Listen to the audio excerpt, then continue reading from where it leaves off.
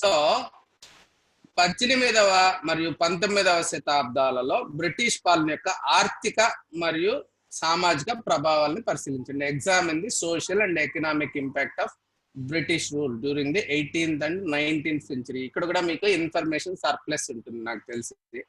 So దీంట్లో 2 parts ఉన్నాయి question లో. ఆర్థిక ప్రభావాలు ఉన్నాయి, సామాజిక ప్రభావాలు ఉన్నాయి. కొంతమంది కొంచెం బియాండ్ ఇది కొంచెం అబ్జర్వ్ చేశాను నేను ఇప్పుడు ఆల్రెడీ కొంతమంది చూశాను. So invention of steam engine నుంచి ఒక అమ్మాయి రాసింది, అవసరం లేదు మనకు అదంతా ఇక్కడ. సో ఆర్థిక ప్రభావాలు బ్రిటిష్ పాలనకి యొక్క ఆర్థిక అంటే ఇక్కడ బ్రిటిష్ రూల్ అనేది ఉంటది, దాని impact social and economic impacts. British rule అంతే, స్టార్టింగ్ వచ్చి కాజ్ వచ్చి British rule, social and economic impacts. అంతేగాని ఇంకా నువ్వు బ్రిటిష్ రూల్ టైంలో రైల్ ఇంజిన్, ఇప్పుడు రైల్వేస్ వచ్చింది, రైల్వేస్ టెలికామ్ డెవలప్ అయింది అని ఒకవేళ రాయాలనుకుంటే రాయొచ్చు. అంతేగాని స్టీమ్ ఇంజిన్ ఫలానా సంవత్సరంలో ఫలానా వాడు కనుక్కున్నాడు అవన్నీ మనం రాయకూడదు. Totally irrelevant. కాజ్ ఎఫెక్ట్ ఎప్పుడు చూడు, కాజ్ ఎఫెక్ట్ చూసుకోవాలి. సో ఇంకొకరు పేజీలు అసలు ఈ బ్రిటిష్ వాళ్ళు ఎందుకు ఈ పాలసీల్ని ప్రవేశపెట్టారో రాశారు, వాళ్ళకి ఏం లాభం అని. అది కూడా అనవసరం మనకి. సో మనం ఏం చేస్తున్నాం ఇక్కడ, బ్రిటిష్ రూల్ యొక్క ఏ ఫ్యాక్టర్స్ బ్రిటిష్ రూల్ ని ఇంపాక్ట్ చేసింది అనేది ఇక్కడ లేదు అసలు. అట్లాంటి క్వశ్చన్ కాదు ఇది. బ్రిటిష్ రూల్ వలన ఏం ఇంపాక్ట్ ఉంది అన్న క్వశ్చన్ ఇది. సోషల్ ఇంపాక్ట్స్, ఎకనామిక్ ఇంపాక్ట్స్, ఇది క్వశ్చన్. సో క్వశ్చన్ బియాండ్ వెళ్ళడం మొదలు పెడితే మీకు ఇచ్చిండే 200 పాయింట్లలో మీరు ఒక 40-50 వర్డ్స్ వేరే వాటికి వాడేశారనుకోండి, మీ ఆయుధాలంతా పక్కకి వెళ్ళిపోతే ఇక్కడ అటాక్ చేయాల్సిన ప్లేస్ ఎట్లా అటాక్ చేస్తారు మీరు, ఆ పాయింట్ ఎట్లా కంప్లీట్ గా మీరు హ్యాండిల్ చేయగలరు. ఇది చాలా పాయింట్స్ ఉన్నాయి దీంట్లో. ఇక్కడ మనకు ఆలోచించడానికి టైం ఇవ్వాలి. ఇంత టైం ఉంది మీకు, 10 minutes టైంలో మొత్తం బ్రిటిష్ రూల్ యొక్క సోషల్ ఇంపాక్ట్స్ కు 4 నిమిషాలు, ఎకనామిక్ ఇంపాక్ట్స్ కు ఒక 6 నిమిషాలు మీరు అలొకేట్ చేసుకోకుండా అసలు ఎందుకు బ్రిటిష్ ప్రభుత్వం ఇట్లాంటి పాలసీల్ని ఎంత చేసింది అలా రాసుకుంటా పోతే దానికి వెళ్ళిపోతుంది మన మైండ్. అంటే మనం ఒక 3 నిమిషాలు దాని మీద పెట్టి ఒక 60 words దాని మీద వేసినామంటే అసలు పాయింట్ కి టైం ఉండదు, ప్లేస్ ఉండదు. గుర్తుపెట్టుకోండి. ఎకనామిక్ ఇంపాక్ట్ ఇది టెక్స్టైల్స్, వస్త్ర పరిశ్రమ బేసిక్ గా వరల్డ్ లో నెంబర్ 1 ఉంది మనకి 1750లో. World's largest producer of cotton textiles, like cotton, linen, silk, woollen goods. అప్పుడు ఒక అగ్గిపెట్టెలో పట్టు చీరను పట్టించి అంత గొప్ప నేర్పరితనం మన వాళ్ళకు ఉండేదన్నమాట పట్టు వస్త్రాలు తయారు చేయడంలో. సో వీళ్ళు ఏం చేశారు, ప్రొటెక్టివ్ టారిఫ్స్ అన్ని పెట్టేసి ఇండియా ఎక్స్పోర్టర్ ఆఫ్ రా కాటన్ లాగా దిగజార్చి ఇంపోర్టర్ ఆఫ్ క్లోత్స్ లాగా వాళ్ళు తయారు చేశారు. మనమే ప్రపంచంలో వరల్డ్ లీడర్స్ ఉన్న ఇండస్ట్రీలో మనము ఇక్కడి నుంచి రా మెటీరియల్ వాళ్ళకి పంపించేసి అక్కడ తయారు చేసేది ఇక్కడికి తీసుకురావడం అనేది మొదలు పెట్టారు. ఇదే పాయింట్ నెక్స్ట్ గాంధీజీ అబ్జర్వ్ చేశారు. అందుకోసమే నూలు వడకడం మొదలు పెట్టాడు. మన ఇండస్ట్రీ మెయిన్ గా వరల్డ్ లీడర్స్ ఉన్న ఇండస్ట్రీని వాళ్ళు నడ్డి విరగొట్టి ఇండస్ట్రీ మొత్తం లండన్ కి, ల్యాంకెస్టర్ కి మార్చేసి మనల్ని రా మెటీరియల్ సప్లై చేసేదానికి కూలోళ్ళ లాగా తయారు చేశారని చెప్పి మేము విదేశీ వస్త్ర బహిష్కరణ అని తర్వాత వస్తుంది సొల్యూషన్, అక్కడ వస్తుంది. తర్వాత ల్యాంకెస్టర్ కూడా ఆయన రౌండ్ టేబుల్ మీటింగ్కి వెళ్ళినప్పుడు చెప్తాడు, బాబు మేము మీ కడుపు కొట్టాలని కాదు, మీకు ఉద్యోగాలు పోయినాయి నాకు తెలుసు, కానీ మా కారణాలు ఇలా ఉన్నాయి కాబట్టి అని చెప్పి ఎక్స్ప్లెయిన్ చేసి వచ్చాడు. సో అక్కడ దాకా అది జరిగింది. ఇక్కడి నుంచి వెళ్ళింది నెక్స్ట్ స్టెప్ చెప్తున్నాను, దీనికి ఈ క్వశ్చన్కి సంబంధం లేదు. సో ఏం జరిగింది నెక్స్ట్ వచ్చి హ్యాండీక్రాఫ్ట్స్, భారత హస్తకళలపై వీళ్ళు ఏం చేశారు, బ్రిటిష్ గూడ్స్ అన్నిటిని తీసుకొచ్చి డ్యూటీ ఫ్రీ ఇక్కడ ఇండియన్ మార్కెట్ లో డంపింగ్ చేశారనమాట. ఇండియా నుంచి హ్యాండీక్రాఫ్ట్స్ అక్కడికి వెళ్తే మాత్రం హెవీ ట్యాక్సెస్. వీళ్ళకేమైంది, డొమెస్టిక్ గా ఇంతకుముందు నేను చెప్పాను కదా, ఇక్కడ కొనడానికి ఆదరించడానికి రాజులు లేరు. మన మొఘల్ సామ్రాజ్యము, ఇంకొక సామ్రాజ్యము కృష్ణదేవరాయలో ఉంటే ఎంత ఆదరిస్తాండ్రి జమీందారులు కానీ, లోకల్ చీఫ్స్ కానీ, ఏమీ లేదు. ఇప్పుడు వాళ్ళకంతా రైతులు కూడా ఆదరించే పరిస్థితి, పొట్ట చేతిలో పెట్టుకుని రైతులు ఉన్నారు. ఈ హ్యాండీక్రాఫ్ట్స్ మొత్తం ఇండియాలో మార్కెట్ లేదు, బయటికి అలో చేయట్లేదు. Domestic as well as foreign markets పోయినాయి వాళ్ళకి. ఇంకా ఏమైందంటే ఆ ఫ్యాక్టరీలో ప్రొడ్యూస్ చేసే మాస్ ప్రొడక్షన్ తీసుకొచ్చి ఇక్కడ డంప్ చేయడం మొదలు పెట్టారు. సో చూసుకోండి, చాలా అన్నిటికీ ముందు మనమంతా హ్యాండ్ మేడ్ వాడేటోళ్ళము. ఇండస్ట్రీ వచ్చిన తర్వాత అది బ్రిటన్ నుంచి రావచ్చు, లోకల్ ఇండస్ట్రీ అనే కావచ్చు, మాస్ ప్రొడక్షన్ వచ్చిన తర్వాత ఫంక్షనల్ వాల్యూ సరిపోయింది కదా, వాడు హ్యాండ్ మేడ్ అయితే నాకేంటి, మిషన్ మేడ్ అయితే నాకేంటి అనే కన్సూమర్ ఏం చేస్తాడంటే మిషన్ మేడ్ చీప్ గా వస్తుందంటే అక్కడికి వెళ్ళిపోయే ఛాన్స్ ఉంది. అట్లా కూడా క్రాఫ్ట్స్ పీపుల్ హ్యాండిక్రాఫ్ట్స్ అన్ని దెబ్బతిన్నాయి. తర్వాత కూడా ఇప్పుడు మనకెందుకు హ్యాండిక్రాఫ్ట్స్ లేవంటే ఏదో కొంతమంది లేడీస్ పాపము హ్యాండిక్రాఫ్ట్స్ ని ఎంకరేజ్ చేస్తున్నారు ఇప్పుడు, హ్యాండ్ బ్యాగులకి వాటికి వీటికి, వాళ్ళ ఆర్ట్ లవర్స్ కాబట్టి కొంతవరకు. లేకపోతే మొత్తం హ్యాండిక్రాఫ్ట్స్ అంతా అంతరించిపోయింది. So effects of land revenue policy ఇప్పుడు ఇంతకుముందు మనము డిస్కస్ చేసాం ఎకనామిక్ ఇంపాక్ట్ లో. దాంట్లో బ్రిటిష్ రూల్లో బేసిక్ గా ఈ పాలసీ ఉంది కదా, బ్రిటిష్ పాలసీస్ అంటే ల్యాండ్ రెవెన్యూ పాలసీస్. సో 3 రకాల ల్యాండ్ రెవెన్యూ పాలసీస్ ఉన్నాయి. ఎక్స్ప్లాయిటేషన్ ఆఫ్ ఇండియన్ ఫార్మర్స్ జరిగింది. సో బర్త్ ఆఫ్ జమీందార్స్ కూడా జరిగింది పర్మనెంట్ సెటిల్మెంట్ వల్ల. తర్వాత indirectly it led to economic disparities and exploitation also. ఈ మహల్వారీ రైతువారీ సిస్టమ్స్ వల్ల ఏమైంది, మోర్ రెవెన్యూ అయింది, మోర్ డ్రైన్ ఆఫ్ వెల్త్ అయింది.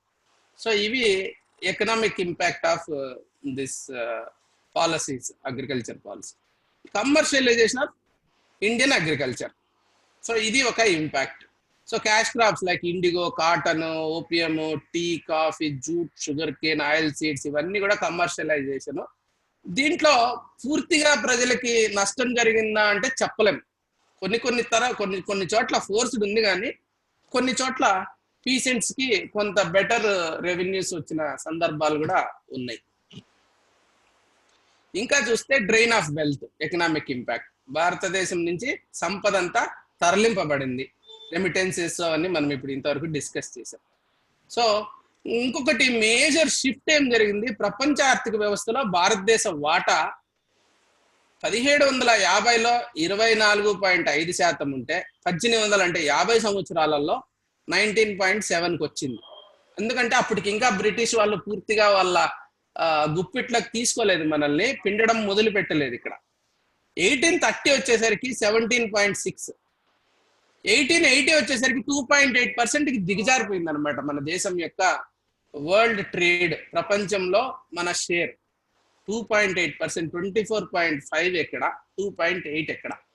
ఇప్పుడు అంత రిచ్ నేషన్ పట్టుకొని డార్క్ ఏజెస్ అని, మిడివల్ ఏజెస్ అని వాళ్ళు ఏదో కించపరచడం తప్పించి, ఇక్కడ ఇదే డార్క్ ఏజెస్ ఏమన్నా ఉన్నాయంటే ఈ బ్రిటిష్ రూల్డ్ పీరియడే. మనకి మొత్తం మన దేశము పాపర్ పట్టిపోయిందంటే ఈ బ్రిటిష్ టైంలోనే పూర్తిగా నడ్డి విరిగిపోయింది ఇక్కడ. తర్వాత ట్రాన్స్పోర్ట్ అండ్ కమ్యూనికేషన్.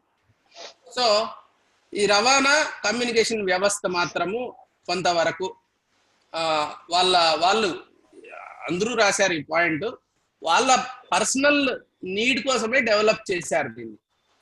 అయితే కొంతవరకు డెవలప్ కావడానికి కొంత యూజ్ అయింది అనమాట, రైల్వేస్ కానీ కమ్యూనికేషన్ కానీ.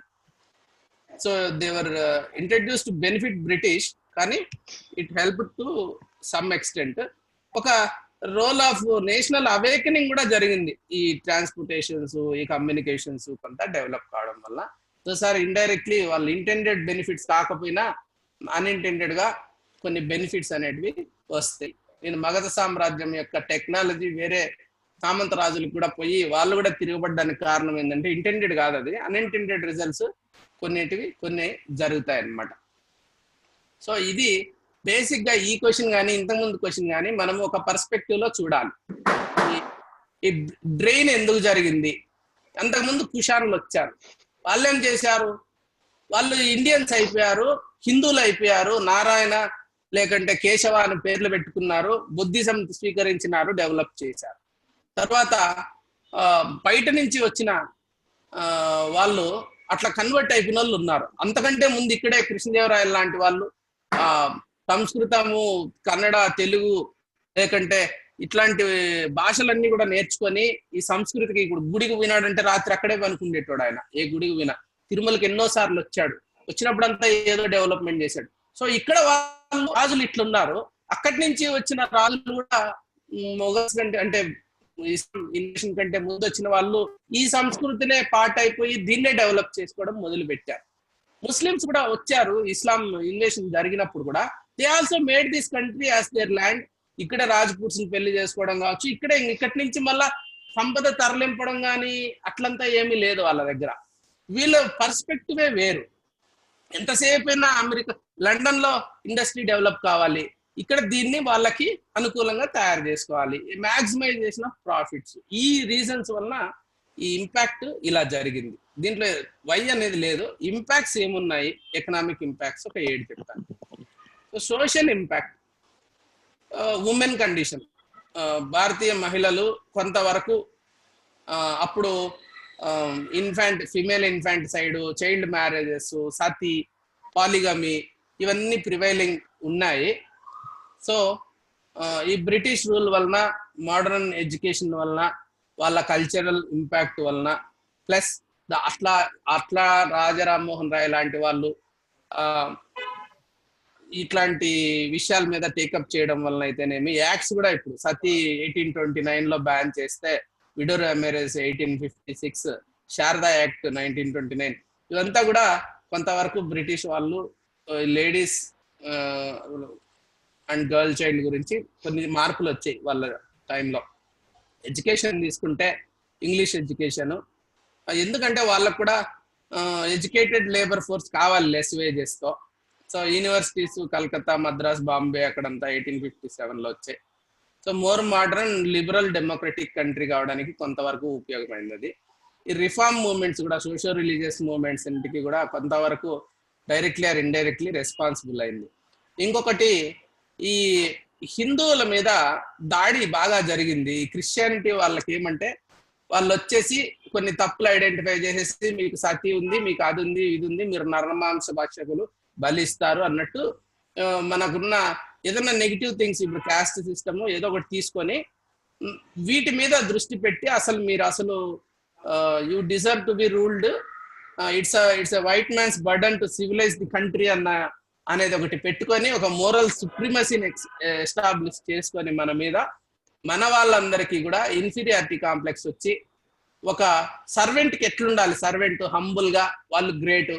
అండ్ ఇప్పుడు అంతకుముందు రాజుని గ్రేట్ అనుకొని మనం రాజు ఏం చెప్తే అది చెయ్యాలా, వాడు దైవాంశ సంభూతుడు అని అందరూ చెప్పి మనం చేసాము. వీళ్ళు ఏం చేశారు, ఇట్లాంటి ఇప్పుడు బ్రాహ్మిన్స్ వచ్చి రాజుల గురించి గొప్పలు చెప్పడం కానీ, అన్ని మంచి గ్రంథాలు రాసి రాజుల గురించి చెప్పడం అదంతా లేదు. కాబట్టి వీళ్ళకి లెజిటిమసీ కావాలి కదా. ఈ లెజిటిమసీ ఏంటి, మనవి చాలా వీక్ సిస్టమ్స్ ఉన్నాయి, మనం చాలా వేస్ట్ వాళ్ళము, కాబట్టి వాళ్ళు చెప్పింది వినాలి. అందుకోసము ఈ వాళ్ళు ఏం చేశారంటే, ఇండియా సంస్కృతిని మొత్తము చిన్న చూపు చూసి, మనల్ని మనమే చిన్న చూపు చూసుకునేలాగా ఒక రకమైన inferior opinion about our own system వచ్చేలాగా వీళ్ళు క్రియేట్ చేశారనమాట. అప్పుడే ఈజీగా ఉంటుంది వాళ్ళకి రూల్ చేయడం అనేది. అది ఒక సోషల్ ఇంపాక్ట్ జరిగింది. So any other things you want to add? Sir Mohan చెప్పు. బ్రిటిషర్స్ కన్జ్యూమర్ గూడ్స్ వాటి మీద ఇన్వెస్ట్ చేసి క్యాపిటల్ గూడ్స్ ఇండస్ట్రీస్ మీద ఇన్వెస్ట్ చేయకపోవడం వల్ల లాప్ సైడెడ్ ఇండస్ట్రియలైజేషన్ జరిగింది మన బ్రిటిష్ పీరియడ్ లో. ఏది కన్జ్యూమర్ గూడ్స్ ఏవి చేశారు? కన్జ్యూమర్ గూడ్స్ అంటే కొన్ని ఉన్నాయి సార్, బ్రిటిషర్స్వి కాటన్ కానీ, అంటే టెక్స్టైల్ అంటే మన యూజ్ చేసే ప్రోడక్ట్స్ ని ఇంగ్లాండ్ నుంచి తెప్పించేవారు. కొన్ని ఇండియన్సే కాకుండా బ్రిటిష్ వాళ్ళకి కూడా కొన్ని ఉన్నాయి, అంటే ఎగ్జాక్ట్ గా పేరు తెలియదు కానీ, బట్ క్యాపిటల్ మిషనరీని లేకపోతే అలాంటి ఇండస్ట్రీస్ ని డెవలప్ చేయలేదు కావాలని. ఎందుకంటే క్యాపిటల్ ఇంటెన్సివ్ కాకుండా, క్యాపిటల్ ఇంటెన్సివ్ మీద అసలు ఫోకస్ పెట్టలేదు, అసలు అది ఏమీ చేయలేదు, జీరో. అందువల్ల క్యాపిటల్ ఇంటెన్సివ్ పెట్టకపోతే బేస్ ఉండదు కదా సార్, అందుకని ఇండస్ట్రియలైజేషన్ అనేది జరగలేదు. లాప్ సైడెడ్ ఇండస్ట్రియలైజేషన్ అవడానికి కారణం అంటే అది ఎకనామిక్ ఇంపాక్ట్ కిందకి వస్తుంది కదా. అవునవును, అది ఇండైరెక్ట్ గా కవర్ చేసినాము, కానీ ఆబ్వియస్ గా కూడా చెప్పచ్చు, తప్పలేదు. అలాగే సోషల్ ఇంపాక్ట్ లో సార్ ఇప్పుడు జుడిషియరీ ఆర్మీ ఉన్నాయి కదా sir, governing systems, administrative systems. ఇప్పుడు జుడిషియరీ ఉంది సార్. జుడిషియరీ తీసుకురావడం వల్ల rule of law, equality before law అనే, కోడిఫికేషన్ ఆఫ్ లాస్, ఇలాంటి సిస్టమ్స్ ని సొసైటీలోకి తీసుకొచ్చారు, ఇండియన్ సొసైటీలోకి. అప్పటి వరకు అలాంటివి లేదు. అప్పటి వరకు ఆ టైప్ ఆఫ్ కాన్సెప్ట్స్ లేనివి అవి ఇచ్చారు కాన్సెప్ట్స్. అదే విధంగా హయ్యర్ పొజిషన్స్, జుడిషియరీలో హయ్యర్ పొజిషన్స్ లో ఇండియన్స్ ప్రొహిబిటెడ్, ఇండియన్స్ అలో చేసేవారు కాదు. సో డిస్క్రిమినేషన్ ఉండేది అలాగా విత్ ఇన్ జుడిషియరీ. సేమ్ అలాగే ఆర్మీని కూడా క్యాస్ట్ లైన్స్ మీద, అంటే వాళ్ళు ఆర్గనైజ్ ఎలా చేసేవారంటే based on caste and reasons మీద ఆర్గనైజ్ చేసేవారు. దాన్ని బట్టి సొసైటీలో డివిజన్, అంటే డివిజన్ అనేది ఏర్పడటానికి ఆస్కారం కలిగించారు. సొసైటీలో ఏమో కానీ ఆర్మీలో డివిజన్ అయితే క్రియేట్ చేశారు. అలాగే ఆర్మీలో కూడా రేషియల్ డిస్క్రిమినేషన్ ఎక్కువగా ఉండేది. సో అలా అంటే ఆర్మీ కింద జుడిషియల్ అంటే నేను అలా రాశాను సార్. అంటే అది కూడా సొసైటీ రేషియల్ డిస్క్రిమినేషన్ వాళ్ళు చేశారు, కానీ ఇండియన్ సొసైటీలో వాళ్ళు డిస్క్రిమినేషన్ యాడ్ చేసినారు అని చెప్పలేము. అంటే డిస్క్రిమినేషన్ అంటే రేస్ బేస్డ్ డిస్క్రిమినేషన్ వాళ్ళు చేసిందే కదా సార్. మనది క్యాస్ట్ బేస్డ్, కానీ రేస్ బేస్ మీద ఎప్పుడు ఇండియన్ సొసైటీలో డిస్క్రిమినేషన్ ఉండలేదు. అంటే వాళ్ళు ఇండియన్స్ కాదు కాబట్టి మనం వాళ్ళని కన్సిడర్ చేయలేదు, రేస్ బేస్డ్, వాళ్ళు అవుట్ సైడర్స్. సో ఇండియా మీద వాళ్ళు కూడా ఇండియన్స్ గా మనం భావించామంటే ఆ పీరియడ్ ఆఫ్ టైమ్ లో వాళ్ళు కూడా ఇండియన్సే కాబట్టి, ఇండియాలో ఉన్నారు కాబట్టి ఆ డిస్క్రిమినేషన్ వాళ్ళు కూడా ఒక క్లాస్ లాగా తయారైపోయేసి మనల్ని అంతా డిస్క్రిమినేట్ చేశారు సోషల్ గా అనేది చెప్పొచ్చేమో. అలాగే అంటే ఇంకో పాయింట్ రాశాను, కానీ అది అంటే రైల్వేస్ అవి రావటం వల్ల ఇంటర్మిక్సింగ్ ఆఫ్ పీపుల్ జరిగింది. ఒక రీజన్ నుండి ఇంకో రీజన్ ట్రావెల్ అవి జరగటం వల్ల. సో ఒక విధమైన, అంటే అప్పటి వరకు అంత, అంటే పంజాబ్ లేదా వేరే సైడ్ ఎలా ఉంటారో సౌత్ వాళ్ళకి అంత ఐడియా లేదు. బట్ అది ట్రాన్స్పోర్టేషన్ ఈజీ చేయడం వల్ల ఆ మిక్సింగ్ అనేది జరిగింది. అవును, అది నేను ఇండైరెక్ట్ గా అంటే కవర్ చేశాను. అంటే ఈ కమ్యూనికేషన్ ట్రాన్స్పోర్టేషన్ వల్ల ఇండియాలో అవేర్నెస్ పెరిగింది అని. Awareness it led to socio religious what ever ఇంకా మూవ్మెంట్స్ కానీ అన్నిటికీ కూడా ఇది ఒక బేస్ అయింది. జనరల్ అవేర్నెస్ అయితే వచ్చింది అని పాయింట్ పెట్టాను. ఇంకేమున్నాయండి? ఎవరు సార్? నేను మల్లేశ్వరం సార్. మల్లేశ్వర చెప్పండి సార్. ఇక్కడ ఉపాధి కోసం వలసలు ప్రారంభమైనాయి. ఉమ్మడి కుటుంబ వ్యవస్థ అనేది విచ్ఛిన్నమైంది ఈ బ్రిటిష్ సంస్కృతి వలన సమాజంలో అని చెప్పడం జరిగింది సార్. అదే ఇంకొక చోట కూడా చూశాను, ఏదో న్యూక్లియర్ ఫ్యామిలీస్ వచ్చాయి అన్నట్టుగా. సార్ ఎట్లా కొంచెం ఎక్స్ప్లెయిన్ చేయండి సార్. ఈ బ్రిటిష్ పరిపాలనలో గ్రామాలు, పట్టణాలు, నగరాలతో ఈ అనుసంధానం, ఈ ట్రాన్స్పోర్ట్ పెరగడం జరిగింది సార్. దాని ద్వారా వలసలు అనేది ప్రారంభమైనాయి సార్, గ్రామీణ ప్రాంతం నుంచి పట్టణాలు. ఆ పట్టణాల్లో అవును సార్, పట్టణాల్లో బ్రిటిష్ సంస్కృతి బాగా అప్పటికే విస్తరించడం వల్ల ఈ ఉమ్మడి కుటుంబ వ్యవస్థ అనేది విచ్ఛిన్నమైంది అనేసి అని చెప్పడం జరిగింది సార్. చెప్పచ్చండి, నేను కూడా అనుకుంటున్నాను. ఎందుకంటే మా అమ్మ వాళ్ళంతా సిస్టర్స్, వాళ్ళంతా పెద్ద జాయింట్ ఫ్యామిలీ లాగా ఉండ్రి. నెక్స్ట్ చూసేసరికి ఎప్పుడు ఆ పక్కనే పెళ్లిళ్ళు చేసుకుంటాను.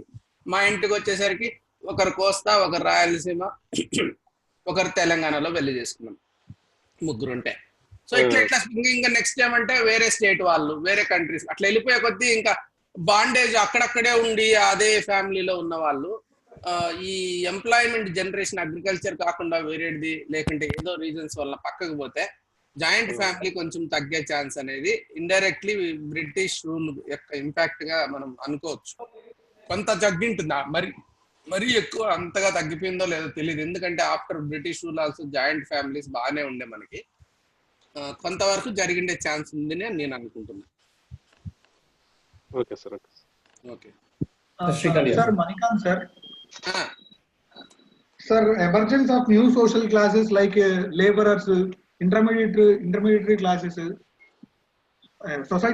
సొసైటీలో పార్ట్లో. ఇంటర్మీడియట్ క్లాసెస్ అంటే డ్యూ టు అబ్సెంటీ ల్యాండ్లార్డిజం,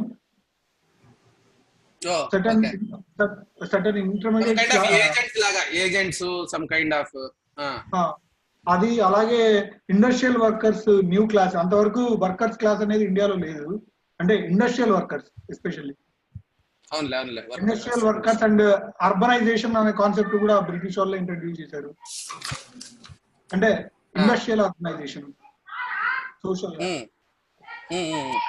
అవి రాశాను సార్ నేను. అర్బనైజేషన్ కూడా అయిందంటావా? Based on industries sir, based on industries, industrial organisation, అదే urbanisation, intermediate classes, new social classes కొంతవరకు అయింది, కరెక్టే. అది ఇది ఒక రకంగా లేబరర్స్ అనేది నిజానికి కాన్సెప్ట్ లేదనిపిస్తుంది నాకు కూడా చిన్నప్పుడు చూసాను. 1881 లో మన మనిషి పేరు రిపన్ లేబర్స్ యాక్ట్ చేస్తారు కదా సార్, ఫ్యాక్టరీస్ యాక్ట్ 1881. ఓకే. అప్పుడు Indian women were safeguarded from working harsh works నుంచి ఇండియన్ ఉమెన్ ని ప్రొటెక్ట్ చేస్తారు. కొన్ని ఫీచర్స్ ఉంటాయి sir factories act 1881. Okay. Factories అక్కడ for the benefits of workers he contributed a lot. అవును. సో నేను అనేది కాదు కదండి. అవునవును. ఇప్పుడు లేబర్ అనేది మామూలుగా విలేజెస్ లో లేవు, బ్రిటిష్ కాన్సెప్టే అది. ముందేమంటే వాళ్ళు పంట పండుతుంది కదా, అప్పుడు వాళ్ళు వచ్చి కుమ్మరోళ్ళు కొంచెము, మరి కమ్మర వాళ్ళు కొంచెము, లేకుంటే ఇంకొకరు కొంచెము, వాళ్ళందరికీ కొలిచేటోళ్ళు మా పల్లెల్లో నేను చూసేటోళ్ళు చిన్నప్పుడు కూడా.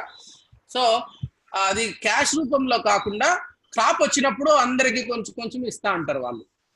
సో అట్లా చేసేటోళ్ళు. అయితే ఈ లేబరు అనే కాన్సెప్ట్ కొంతవరకు బ్రిటిష్ కాన్సెప్టే అయి ఉంటుంది. సో ఈ ఫ్యాక్టరీస్ అవన్నీ కూడా as we can call it as a separate class, not as a caste, but ఒక క్లాసెస్, డిఫరెంట్ క్లాసెస్ అనేటివి ఎమర్జ్ అయినాయి సోషల్ గా. చెప్పండి Srikanth. Sir Shilpa actually classes Srikanth మళ్ళా శిల్ప నెక్స్ట్. న్యూక్లియర్ ఫ్యామిలీస్ రాసింది నేనే సార్.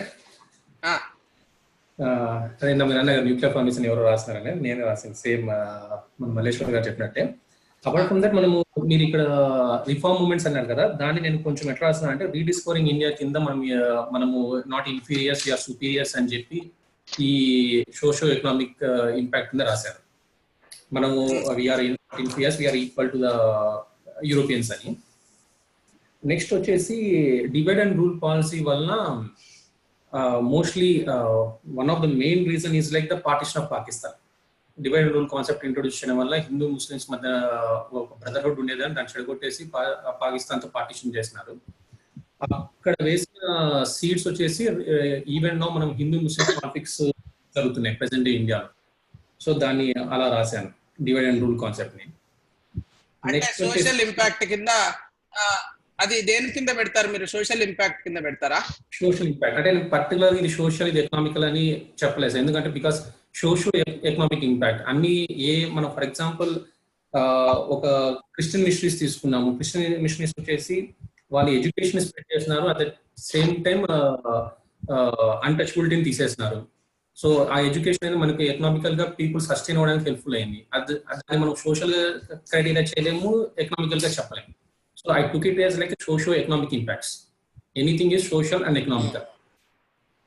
నెక్స్ట్ ఫెస్టివల్స్ అనేటివి ఇప్పుడు మనం గణేష్ ఉత్సవాలు చూసేటివి కూడా ఒకప్పుడు అంతగా లేవు. ఈ గణేష్ ఉత్సవాలు ఒక మీడియం గా యూజ్ చేసుకున్నారు to promote the what you call patriotism among Indians అనే దానికోసం ఈ గణేష్ ఫెస్టివల్స్ కానీ వాటిని ఇట్లా. అలాగే like partition of Bengal direct impact కాకుండా ఇండైరెక్ట్ ఇంపాక్ట్ అనుకోవాలా సార్. అది 18th to 19th century అని చెప్పి స్పెసిఫిక్ గా టైం మెన్షన్ చేశారు. గణేష్ ఫెస్టివల్ ఇదంతా తిలక్ టైంలో, అదంతా రాదు, తిలక్ టైం అదంతా రాదు. 18th 19th centuries అనేసరికి నేను అనుకోవడము ఈ డివైడ్ అండ్ రూల్ కూడా అప్పటికి వాళ్ళు ఇంకా ముదిరలా. ఆ విషయంలో వాళ్ళు పార్టిషన్ ఆఫ్ బెంగాల్ తో మొదలు పెట్టారు వాళ్ళ కత్తి నూరడం, డివైడ్ చేయడానికి. మోహన్ ఈ పాయింట్ మీరు చెప్పు మోహన్, నువ్వు డివైడ్ అండ్ రూల్ గానీ. గణేష్ ఫెస్టివల్ పాపులరైజ్ చేసింది తిలక్, అంటే నేషనల్ వైడ్ పాపులర్ అయింది 20th centuryలో, అంటే starting of 20th century. But మహారాష్ట్రలో 1890 నుండి కూడా చిన్నగా, అంటే మహారాష్ట్ర తిలక్ ఎక్కడైతే ఉంటాడో పూణే ఆ సరౌండింగ్స్ లో గణేష్ ఫెస్టివల్స్ అప్పటి నుండి చేసేవాడు. హలో, అలాగే డివైడ్ అండ్ రూల్ పాలసీ అనేది 1857 వార్ అయిన తర్వాత గ్రాడ్యువల్ గా స్టార్ట్ చేశారు సార్. యాక్చువల్గా ఆర్మీ నుండి ఆర్మీ అండ్ దెన్ సొసైటీలో కూడా స్టార్ట్ చేశారు.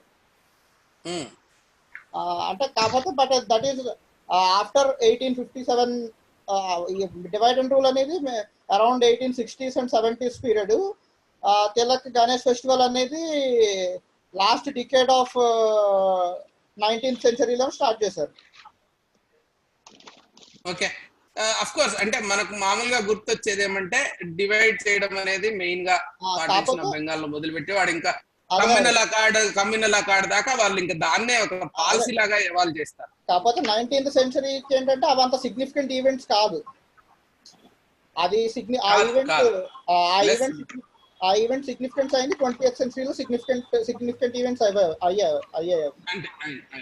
అది పాయింట్. ఓకే, ఐ థింక్ దాన్ని ఎక్కువ ఎలాబరేట్ చేయకుండా ఏదో పాసింగ్ రెఫరెన్స్ లాగా కొంచెం పెట్టచ్చు అక్కడ. ఇంకా